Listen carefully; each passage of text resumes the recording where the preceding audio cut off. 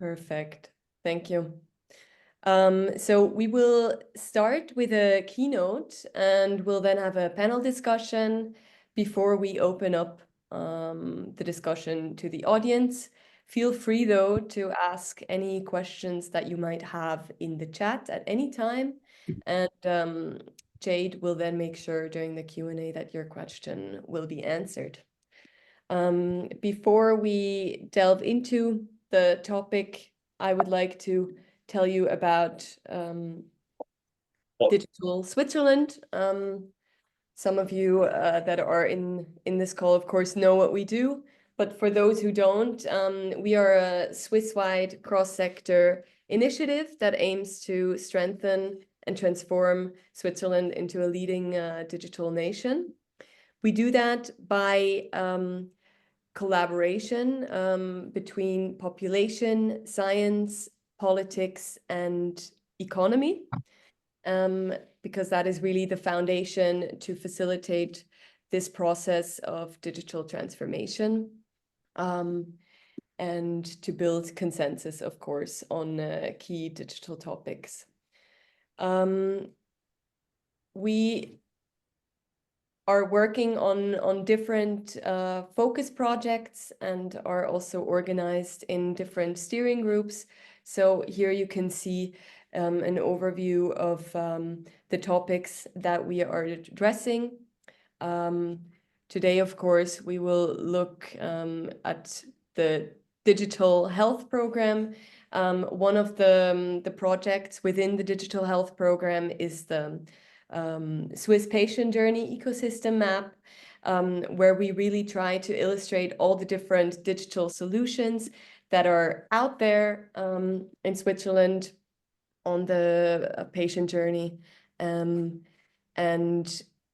the goal is really to identify synergies and gaps in this healthcare ecosystem and to really help the transition to a digitally led healthcare system for patients.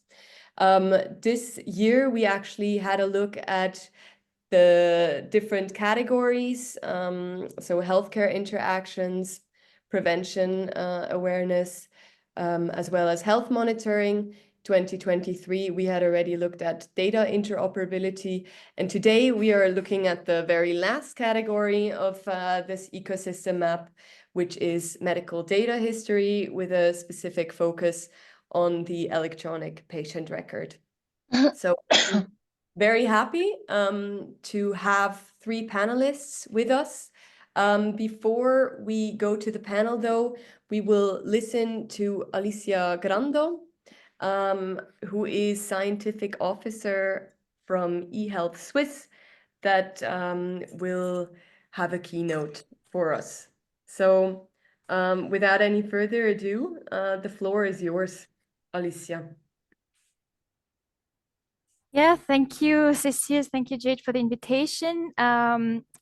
Good afternoon, everyone. So my name is Alicia Grando. I'm a communication specialist at eHealth Suisse, and I'm mainly responsible for the information and teaching material about the EPR.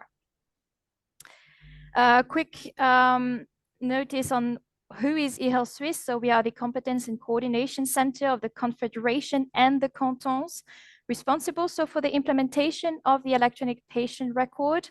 That means the national coordination of its actors and stakeholders, but also the technical development. And our second domain of expertise is the technical and semantic development of specifications for to support the interoperability of eHealth services. Can go to next.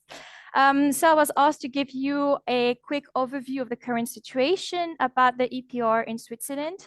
So as to the end of October 2024, there were a bit less than 77,000 opened EPR in the whole of Switzerland, and about 4,600, 4,700 connected healthcare institutions. What I mean by connected healthcare institutions is really when a healthcare institution is able to use the EPR, upload documents, and view documents whenever a patient gives them the right to. The situation is quite different from one canton to the next, from one region to the next. I gave you here a bit the numbers per EPR providers. So there are 8 EPR providers in Switzerland. AD Suisse really focused its attention on the onboarding of healthcare institutions. The 7 others also onboard healthcare institutions, but also open EPRs for the residents of Switzerland that want to. A few numbers. Sanela has 32,000 opened EPR. Sanela is mainly active in 12 cantons in Switzerland, in the center and the north. CARA is just behind with over 27,000 opened EPR. CARA is mainly active in the Romandie in 5 cantons, so a bit of a higher rate per canton. And CARA also has the thickest network of connected healthcare institutions with 3,500 connected healthcare institutions. And just one note on the canton of Neuchâtel. Neuchâtel has the highest percentage of its residents who have an EPR, with about 3% compared to 1% for the rest of Switzerland. So those numbers are still quite low. We would like that the opening of EPRs go a bit faster, but this is the situation. One or two things. First, it's important to notice that most residents in Switzerland do not know what an EPR is. They do not know the difference with a digital record of their healthcare professionals. The second thing is also the opening of an EPR demands an active participation, an active implication, of the patients, of the residents, because they have to open themselves the EPR, and the authentication process is quite complex, because we really need to make sure that people are really who they pretend to be before opening an EPR. You can go to the next slide. As you might also know, the EPR is based on a federal act. This one dates back to 2015 and entered force in 2017. So it's been quite a few years, and there is currently a revision of this federal act, both to address the second, after the first introduction of the EPR, to really address the deployment of the EPR in Switzerland, but also to address some of the problematics that could be observed during the introduction of the EPR. The first revision, which is called the transitional financing, has entered force last month. It's aimed at supporting EPR providers to open more EPRs, to ease a bit the opening of the online opening of an EPR. Consent form can be signed now with the electronic identity, and cantons can better see which healthcare providers are indeed connected to the EPR. There is also a total revision that is underway. The Federal Council has published its proposal. I insist here that it's a proposal, it's not in force. This proposal has to go through the Parliament, and whichever version the Parliament decides on will only be enter into force at the earliest in 2028. And there's several parts to it. The first is to make it mandatory for all healthcare providers to connect to the EPR. Also to change the mechanism by having an opt-out system for residents. So we keep the free choice for every resident to have or not an EPR, but we get rid of this rather complex opening of an EPR. The Confederation also wants to take in charge the technical development and the technical platform of the EPR. Cantons will continue to finance at least one EPR providers. The EPR providers will continue to provide support to both healthcare institutions, professionals, and to patients. And the national EID should be used also for the EPR.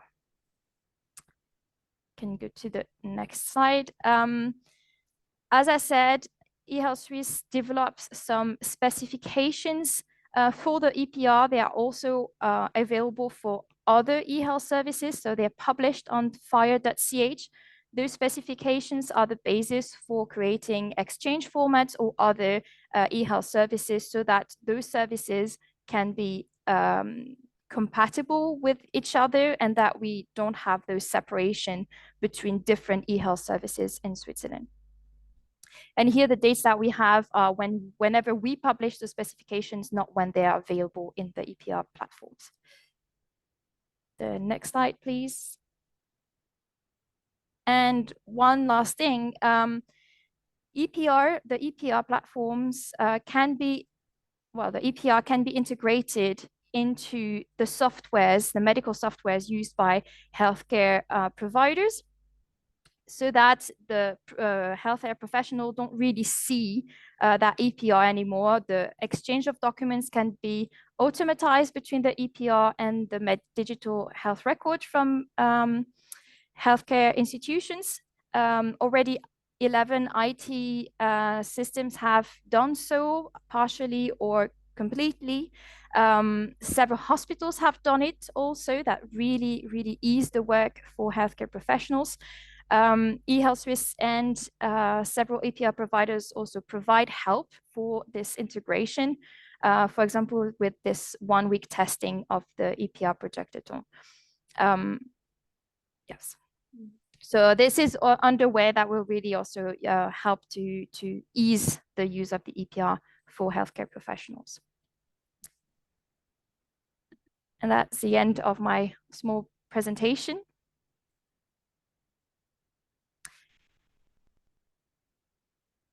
Thank you, Alicia. So actually, you've prepared 2 questions. Jade just shared the poll to know who in this call actually has already opened their EPR and whether they could already upload or have received health documents in their EPR. So let's see what the answers are.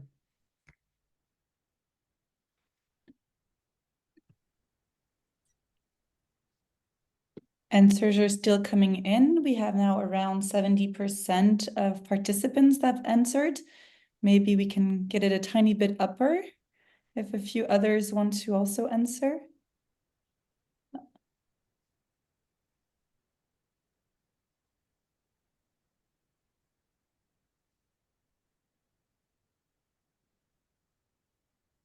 Okay.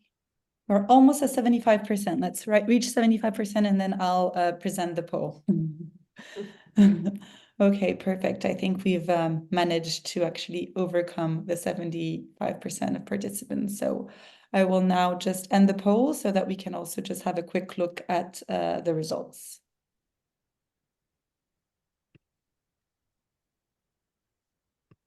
Perfect. So I think you should be able to see the results. So we see that 56% of the people in the call actually have already opened their electronic patient record, and 11% are planning to do so by the end of the year. So hopefully you still have a bit over a month to get onto it. And then maybe in the further Q&A, we can maybe hear also from the people that have not opened it and that are not willing to open it at the moment, what this might come from.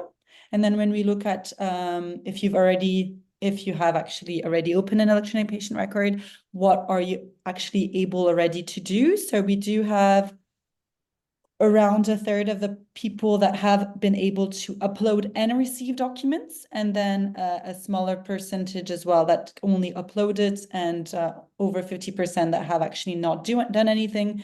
There, maybe we can also address it a bit later on how you can actually benefit from the electronic patient record to actually be able to use it in a sufficient way.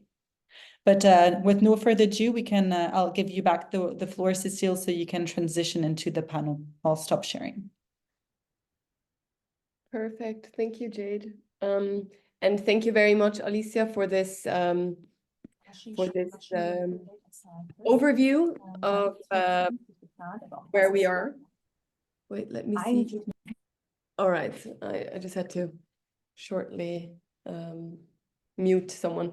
So thank you very much, Alicia. I will now welcome Patrice Hof from CARA. He's the Secretary General at CARA, as well as Michael Fickenscher, the COO at Suisse, to this panel. Alicia, you already heard. And I would like to quickly give you, Patrice and Michael, the opportunity to tell us about how your activities are related to the EPD for those who might not already be very strong in the health ecosystem. So maybe Patrice, would you like to start? Yeah, thank you for the invitation. The association CARA is an intercantonal association that were founded by 5 cantons of Western Switzerland. And the current efforts are to foster our platform provider to make the platform more user-friendly. We have a lot of feedback from users that are not completely satisfied with the current platform, and to foster primary clinical system providers to achieve the connection between their software and our platform. As Alicia said, it's a very big work today, and it's an important point to make the EPR more successful. And we are also working on additional services to EPR, like shared care plan, medication plan, which both offer a shared management of dynamic health data. And it's, for our point of view, an added value to EPR that everybody count on. Health professional say us that they are waiting on these functionalities, and patient also.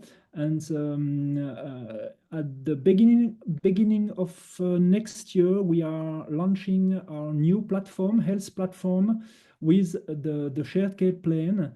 And it will be a first step to add value to the EPR. So in 2 minutes, what I want to say about our current efforts regarding EPR. Thank you very much, Patrice. We will also come back to the added value to the EPR a bit later on. Michael, would you like to quickly tell us about your work at Suisse? Of course, we are the only community founded by healthcare professionals. We were founded by the FMH, the Doctors Association, and the Ärztekasse Genossenschaft. And today we have additional shareholders. One of them, health insurer, Swica, Swiss Medical Network, and Galenica Pharma. So we are an industry and healthcare professional provider. We have more than 2,500 health organizations that are our members, with about 5,000 doctors and 5,000 assistants, so about 10,000 users. They are also sharing their membership, about 2,000 medical offices, 250 nursing homes, and 25 hospitals that are our members, and if you break it down into type of healthcare organization. We are, our main focus is on onboarding our members, and on primary system integration, which we found out that eases really all those hurdles from the EPR systems. If they can use it in their primary system, that's a real relief. What I also want to add is that we are the only provider that has not applied for public grants, also known as taxpayers' money. We have financed it from our savings, and we are the only one that is profitable profitable actually. So this should also challenge the existing frameworks on how such communities work and how they are financed and how they are managed. Yeah, this is what we bring to the table. We are a little bit the challenger in the game. Thank you very much, Michael, for this provocative short introduction. So we've heard Patrice also mention the added value that the EPR brings to the patients. I would like to actually deep dive there a bit and see kind of what actions you actually are also planning to bring more added value. You already started with saying about the shared care plan that you mean to introduce, etc. But are there any other actions that are planned? Yes, of course, not only planned, but currently we are running some important action, and we are acting on three poles of a triangle that gather together the patient, the professionals, and the primary clinical systems. Today we can make the report that we have a lack of patients in the system, we have a lack of health professionals in the systems, we have a lack of connection of primary clinical systems to the EPR platform. And we are working on these three poles of the triangle, and not only focusing on quality and quantity, but both these two things. And it's very important for us to have EPR used EPR than opened EPR and empty EPR. And I'm glad to say that today the different partner and most of all health professional and health institutions has today published more than 3 million documents on the CARA platform. And this make a difference for the users, for the patients, that when they open the APR, see the documents, and that is very important. And in this respect, we are making a very high pressure on health professional to publish within the EPR of the patient, and so they don't have an empty record when they open, when they log in, and that makes the difference today. The patient says, "Oh, I have access to my documents. I can read the operation report.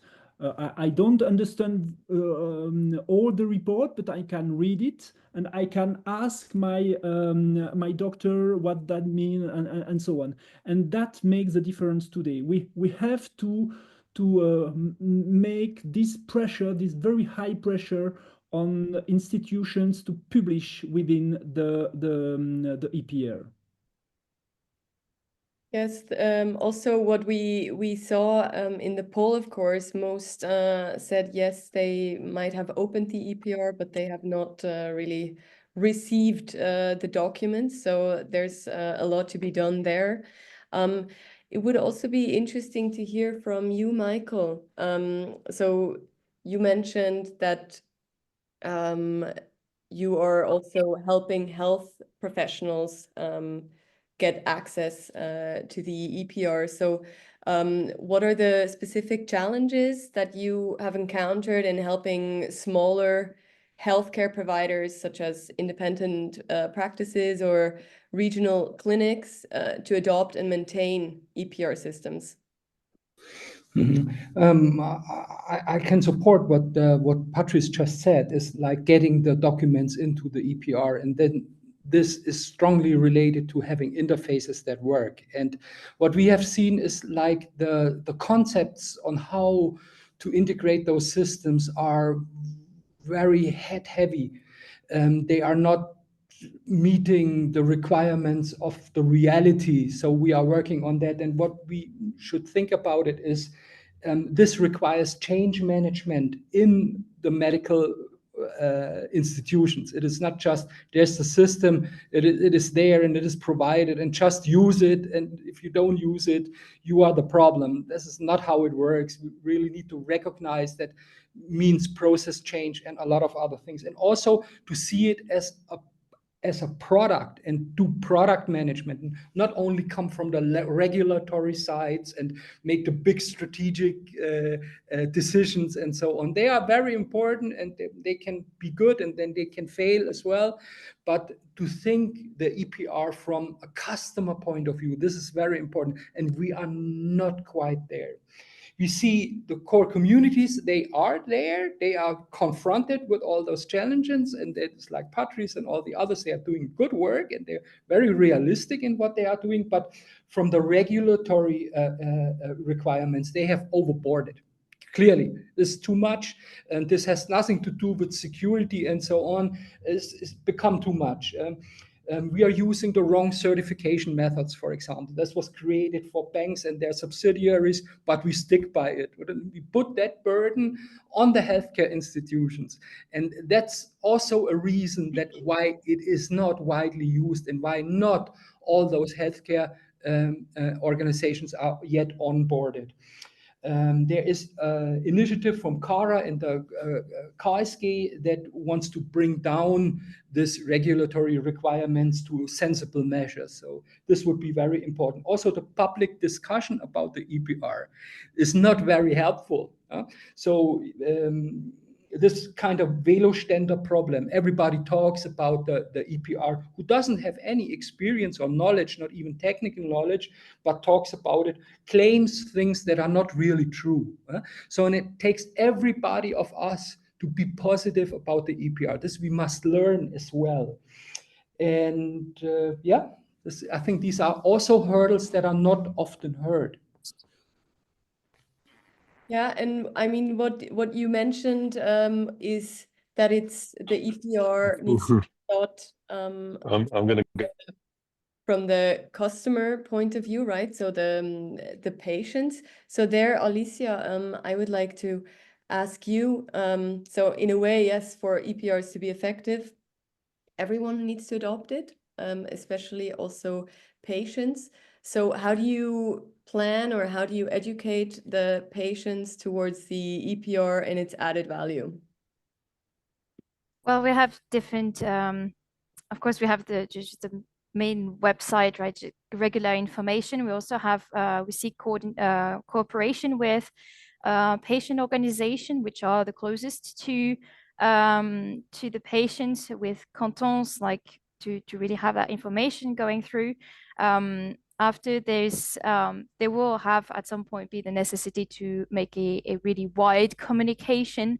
For that, we're also waiting a bit for those first hurdles to be passed through, so that we don't also come too strong with a demand of opening an EPR when it's still a bit complex. So some of those hurdles are being really worked on now, partially with the revision of the law, partially with the development that can be done by the EPR providers, and which are extremely important. They take a bit of time, but they really are key points. And that will also echo a bit then if the user interface, if the user experience becomes really easier, then that would also enable other people. Well, then you also have this effect of people having good experience with the EPR and then saying to their family and friends, oh, that really works. I have all my documents. I could avoid it a few days at the hospital, etc. So. Yes, but in order to have a positive experience, as you say, you must access your documents.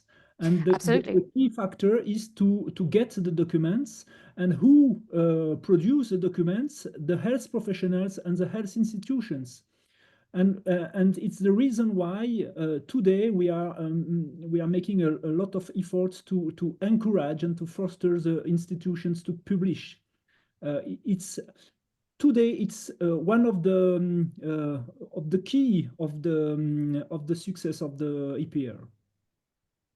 Yes, I absolutely agree. There is also a lack of sometimes no, well, I mean, the lack of knowledge of what is an EPR is on the patient side, but it's also on the healthcare institutions. So we still get in questions of healthcare professionals, oh, I'm supposed to be connected to the EPR, but what is it actually? Or they don't always know either, and that is more of a wider discussion about the fact that patients have a right to access their document, generally, not just in the EPR. They can require a copy of their documents, but that is not really in the culture, neither of the patients. They don't ask their documents, neither of healthcare institutions that think about sharing those information and what can be the benefits for patients to know more about their own health and their documents. So yes, that there's also like a big effort to be done on the information teaching exchange, direct exchange with healthcare professional associations and professionals themselves. There's a lot of traction in the chat, and I would really like to give enough room also to everyone who is participating with this webinar. I have one last question to you, Patrice, before I then hand over to Jade for the moderation of the Q&A. So we saw in the presentation of Alicia as well that CARA, in comparison now to others, has a lot of, or a very high amount of institutions. Sometimes it can almost be seen as this prime example. So how has CARA managed to expand so effectively across the Romandie? Probably there are several factors, but one of the factor is that CARA is a public organization or para-public organization that is lead and financed through the cantons, and there is a real strategy of public health behind the missions of CARA. And CARA has not just the mission to provide an EPR platform. CARA has a mission to go on with the professional, with the population, and to make this change management in a perspective of public health, of make the system better for the patient and professionals. This is one of the factors. Another factor is more economic, that the participation for professionals and institutions is free, because it's financed by the cantons, and the cantons are convinced that at least in the beginning, in the launching of such a systems, it's important to make this little help to the health institutions, and they decided to make this participation totally free for them. And it can explain the success, but we remain modest. We have a lot of affiliated and institutions that are at the disposal to the patients, but the patient report, like in other contexts, report that a lot of health professionals don't agree to publish documents and are not very enthusiastic with the EPR. We have this problem also. But yes, currently we have a good dynamic, and in average, I guess 40 or 50 new affiliations to CARA per month. So it's a good dynamic, and we are trying now to push more and more, not on the quantity, but of the quality of the participation of these healthcare professionals, and to make them understand that they have to publish documents in the EPR of the patients, and to encourage patients to ask professionals to publish. Yeah, nice. That's a strong comment that you made there. I would now like to hand over to Jade for the moderation of the Q&A. Perfect. Well, thank you so much, Cécile, and also already for the different questions arriving in the chat. Also, if you want to ask your question yourself, just please put your hand up and I'll also give you the floor. But maybe to start, there was a few questions around the centralization. So I'm sure everyone that's been following a bit the news and so on about this willingness to centralize the electronic patient record going forward. And people in the chat were wondering, first of all, does this mean that there's going to be only one patient application that's going to be used by the whole of Switzerland and its citizens? And the second question was regarding open EHR, so this movement as well. And is this going to be now the basis of the new electronic patient record infrastructure, or how is this going to be handled? Maybe this is more for you, Alicia, if you have some overarching information here. Yes, so for the app, I'm not sure whether they also for the platform, the idea is to have one platform, one internet portal. So in that sense, yes, for the apps, we're not quite yet there. Like for the moment, as I said, it's a proposal, it's an idea. Then we need to work on the transition, on how it will look like, and the app, mobile app, is will come at a later point, exactly how it will be handled, if we still have the different apps from EPR providers, or if we really have the central app with the central platform.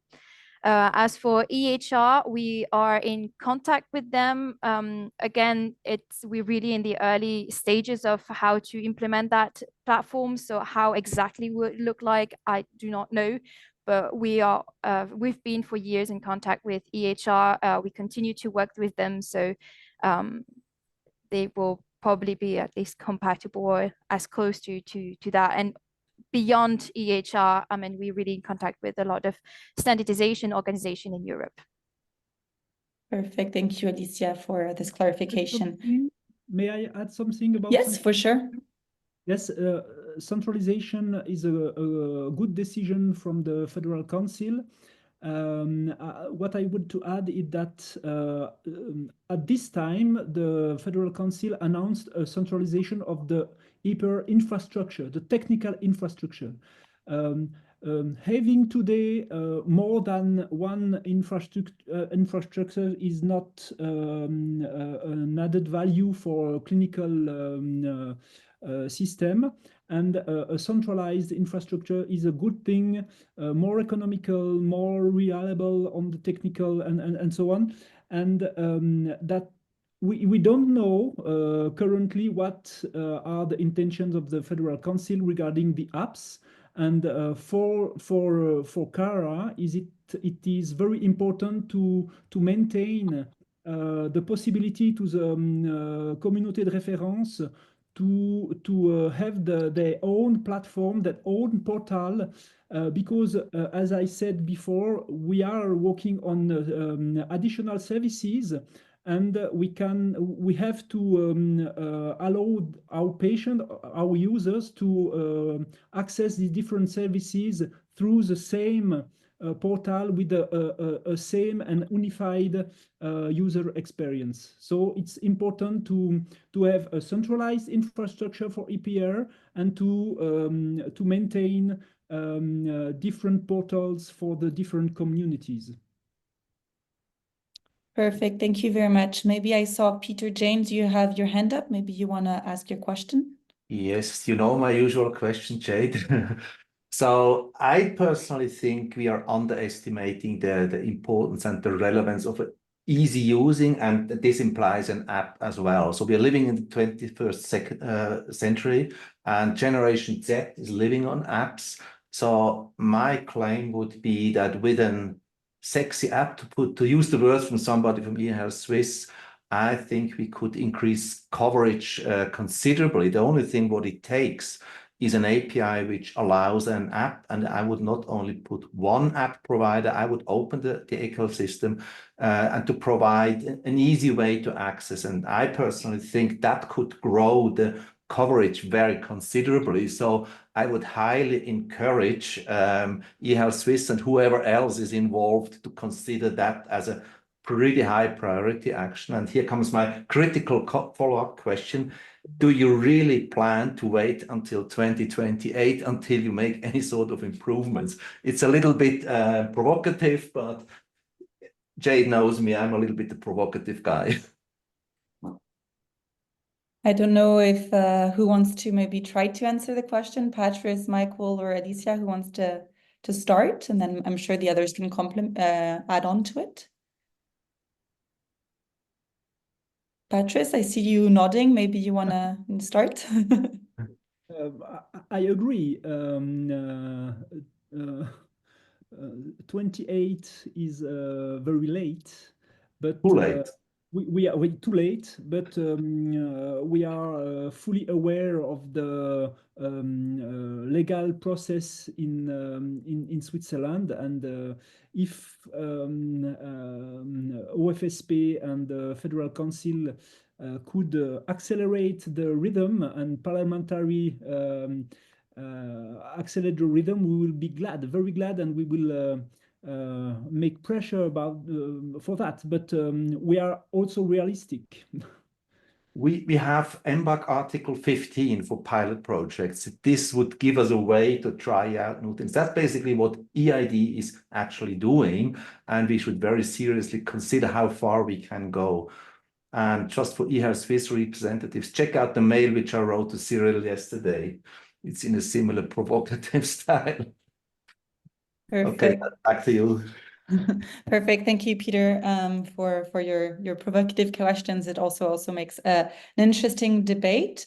Maybe to go back, so we've talked a lot about the patient side, but maybe to go back when we were talking about this triangle, there's three different actors: the healthcare professional, the citizens, and then the primary systems. We saw a lot of comments and critiques on the chat of people saying that when they go to their doctor, if they have their willingness as an individual to open up their electronic patient record, then it's empty because they never find their doctors, they're not online. What are the concrete activities to try to onboard more healthcare professionals? So we saw, for example, that CARA has a really high number of these healthcare institutes that are connected. How can we actually try to transpose this and expand it even wider into the rest of the practices to actually increase this usability? I don't know, maybe Michael, you want to answer here, giving perspective? I've already answered it. Reduce the regulatory requirements. They are ridiculous. They are ridiculously high. And the EPR and with the regulatory requirements was made for hospitals, but not for doctors' offices. And then we wonder why the doctors' offices cannot fulfill all those high requirements with project managers in hospitals that are following the onboarding for more than a year to get their organization onboarded, all those technical and regulatory requirements. This is not feasible. Nobody talks about that, right? This is the elephant in the room. And if you look in the details, what all is required, it's rather a school exam than a really security measure that can bring security. So we need to think about that as well, and don't put ourselves into a mode where everything is fine. We just need to put a little more effort in it, and then everything will be good. And then concentrating on those healthcare professionals. Now, when they want to upload a document, the metadata that they have to include manually selecting to put one document up is beyond what we experience in other situations. Nobody would do it. Nobody would fill up their bookkeeping systems if they need to put in all this data. All this have to be rethinked. And I think it cannot be centralized, right? We are now focusing on everything needs to be centralized. We are unhappy with the way it is, and the solution is always centralization. And I would say it's not centralization. Get a broader market of this and involve more people. Maybe, thank you very much, Michael, for bringing up the elephant in the room, as you named it.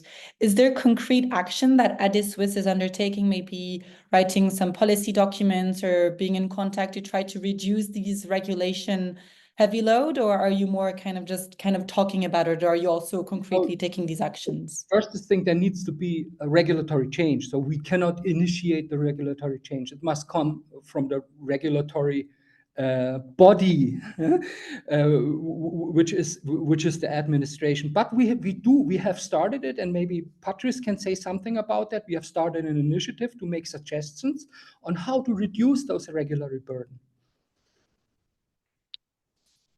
Patrice, do you want to add up onto this?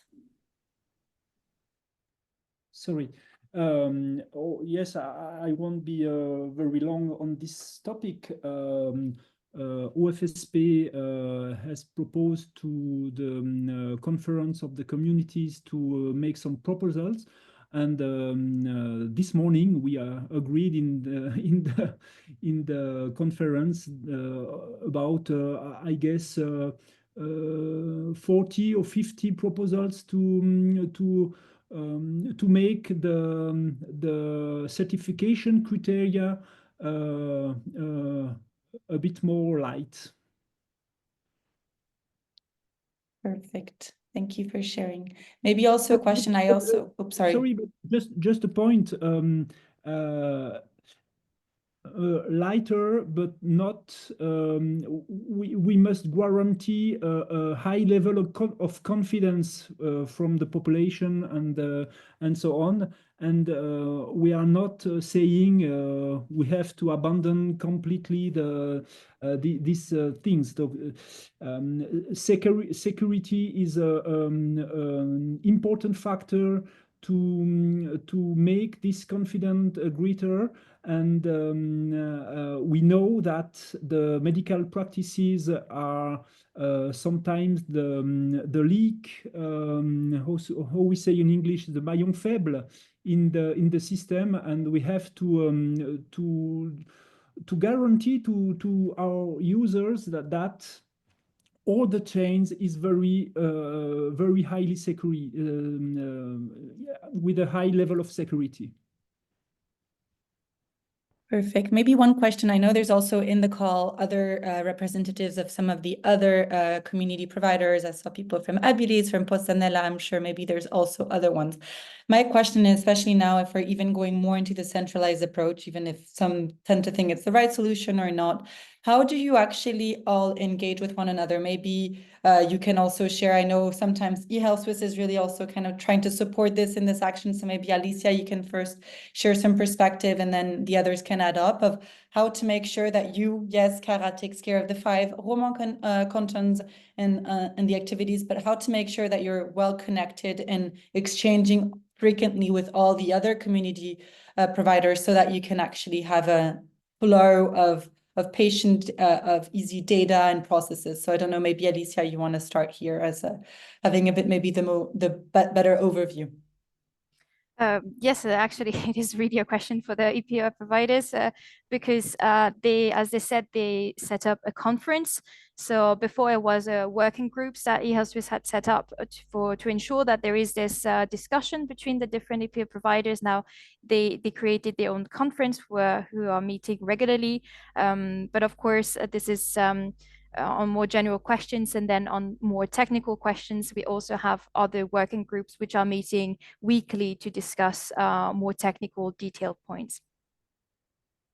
Perfect. Maybe is someone in this group in this call part of these meetings and wants to comment on the concrete actions that you're trying to take up upon? Because as you said, there's certain exchanges that are more overall, but are there also, you mentioned one where there was this collaboration on this regulatory approach between Suisse and CARA.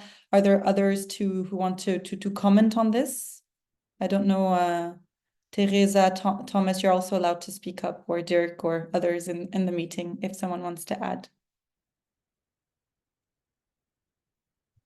I can only say that there are a lot of contacts, formal and informal ones.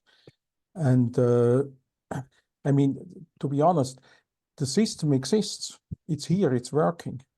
And now we need to make it happen.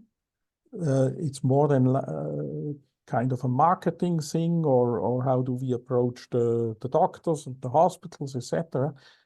And there is not much now to do on the technical side, to be honest. That's my point of view. I don't know how my colleagues see it, but that's working. Of course, with every added value service, so on, that there are new challenges, but they can be tackled.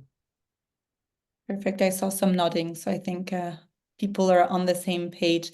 Maybe the last point, maybe to get a bit more understanding around the third person of the triangle, as we were saying it. So the primary care primary systems. How is the collaboration and the exchange with them? I know there's the project Athlon organized by eHealth Suisse, where people come for a whole week and can test, but is there also more activities going on through the whole year to really enable them to be integrated to the electronic patient record? And what's kind of the way forward? We saw already 11 IT systems, Alicia, are integrated into the electronic patient record. What does this look like in the year to come? Yes, so eHealth Suisse has created a page of information, really detailed technical information for those IT providers to know how to integrate the EPR. And we also are always available for added questions. And a lot of this information, and especially how I know that there is 11, there's actually a bit more, but there is a self-declaration, so they can send us they can fill up a form to say, okay, we've integrated the EPR in such and such way, and then they appear on our website. And that form has been developed with the IT providers. So we had really a working group on that. Otherwise, we are like we had a few, I think 3 or 4 now, information for IT providers to just let them know how it works. We also made several mailings. So there is contact going forward also with healthcare organization. But it's true that for the moment, the interest has been not always very high. There was questions also from their side on knowing how the EPR will go forward. I think now those questions have been answered since we saw a few more IT systems that have integrated the EPR this last few months. So. Yes, Thomas? I think here again, the technical integration of IT systems is really not an issue. There are solutions existing. We in our group, we have an adapter where we can easily integrate any primary system to the EPR world, but I know we are not the only ones. Suisse has such a solution. Post-Sanela has such a solution. So that's really not the topic. And it's really rather more the thing what Alicia just said with the willingness and fundamental questions of the providers. And I think the question came up in the chat and also in the discussions, what can we do to promote the expansion of the EPR? One important lever is to have the primary systems that they offer integration to their clients. I fully understand each physical doctor who says, that's not my business. My practice information system provider has to provide me with a system where I can click and automatically the document goes into the EPR of my client, of my patient. That's what the providers must bring. It's not the doctors who are those who have to scratch their head and look, how can I integrate? And it cannot be centrally planned. So this is we are still now I think we have the national concept for integrating the primary systems is flawed. It needs more simplification, and it needs management, right? Not every one of those primary system providers can bear the technical debt that it creates and the costs that are bared. So there needs to be someone who simplifies the interfaces and manages them, like Abilis does, or like we do as well. And then it works. But to think that you just need to publish the technical specification and give some additional information, that's enough. So they need to change also their processes, and they have to be sure that their clients also change their processes. And this is for right now, it is not enough addressed. And I say it cannot be centrally planned. Let the ones who do it best do the work there. Perfect. Thank you all for your inputs. I think in regards to time, even if there's still some questions that weren't tackled around other countries and how we look into them and so on. A lot of people have ideas of that Estonia, some of the Nordics are quite advanced, but in regards to time, I want to thank you all. I think that even if there's still a lot of room to grow in this space, at least we've seen that most of the players are actually already quite well connected. And I think my key takeaway is really keeping this triangle in head, that it's not just around the citizens or the healthcare professionals, but really also tackling the third actor in the process, which is the primary systems, and regarding all the different regulations that are around it. So really hope that in the next few months, if we do have another catch up, we would be more advanced and could talk about some positive use cases as well. So thank you very much, all of you, for joining us today. As Cecile said, this was the last community talk of the year, but we look forward to seeing you next year with some other exciting topics and making really this ecosystem live. So thank you so much for spending this time with us, and hopefully have a lovely rest of your day.